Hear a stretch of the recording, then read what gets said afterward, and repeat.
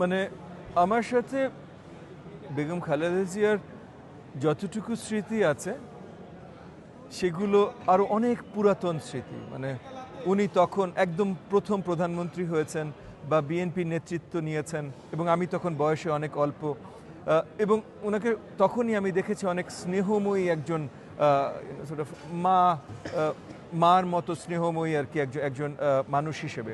এরপর যখন আমরা রাজনীতি দেখেছি, ওনার দেশের প্রতি ভালোবাসা, দেশের প্রতি অবদান দেখেছি, তখন বাকি ২০ কোটি বাংলাদেশের মতো আমারও তার প্রতি ভালোবাসা, শ্রদ্ধা সব কিছু একদম আকাশচুম্বী হয়ে উঠেছে।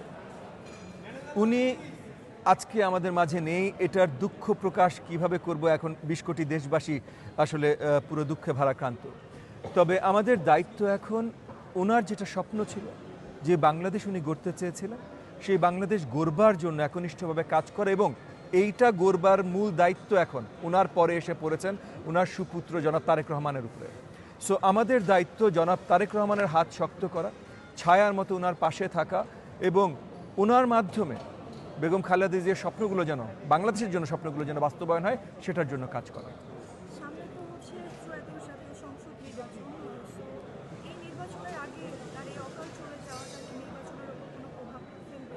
আপনারা কি মনে করেন? দেখেন, ওনাকে বাংলাদেশের জনগণ যতটা ভালোবাসত, তার ভিত্তিতে আপনি বলতেই পারেন প্রভাব তো মাস্ট ফেলবে, নিশ্চয়ই ফেলবে। কিন্তু প্রভাবটা কেমনভাবে ফেলবে, আমরা আশা করি যে তার প্রতি ২০ কোটি বাংলাদেশি জনগণের ভালোবাসার বহিঃপ্রকাশ আসবে তার দল, তার মার্কা, তার চেতনার জন্য ভোটের মাধ্যমে। সো ওই জায়গা থেকে আমি বিশ্বাস করি যে ওনার জন্য, উনি জীবিত অবস্থায় যে ভালোবাসাটা ওনার জন্য ছিল, সেই ভালোবাসার বহিঃপ্রকাশ ওনার ইন্তেকালের পরও আমরা এই নির্বাচনে দেখতে পাবো ইনশাআল্লাহ। ঠিক আমাদের ঠিক ভাষায় প্রকাশ করার মতো নয় যে আজকে আমাদের মনে হচ্ছে যে মানে আমাদের যে উনি দেশের জন্য যে অবদান রেখেছেন, উনি শুধু বাংলাদেশের তিনবার সাবেক প্রধানমন্ত্রী নন, তিনি দলের উনি চেয়ারপারসনই নন, উনি ছিলেন জাতির অভিভাবক, এবং তিনি একটি প্রতিষ্ঠান, একটি ইতিহাস। তার এই চলে যাওয়া, আজকে তার এই চিরবিদায়, এটা মানে এটা আমাদের দেশের জন্যে, আমাদের জাতির জন্যে আমাদের অনেক বড় ক্ষতি, এবং তার যে শূন্যস্থান অত সহজে পূরণ হন নয়। মানে আমরা মনে করি যে মানুষ পৃথিবীতে সবাই নশ্বর, পৃথিবী ছেড়ে সবাইকে চলে যেতে হবে।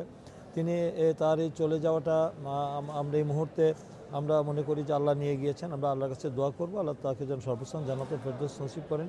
তিনি তার জীবদ্দশায় দেশ জাতির জন্যে, এবং তিনি গণতন্ত্র পুনরুদ্ধারের জন্যে, এবং এই দেশের মানুষের বাক ব্যক্তির স্বাধীনতার জন্য যিনি যে আজীবন লড়াই সংগ্রাম করেছেন,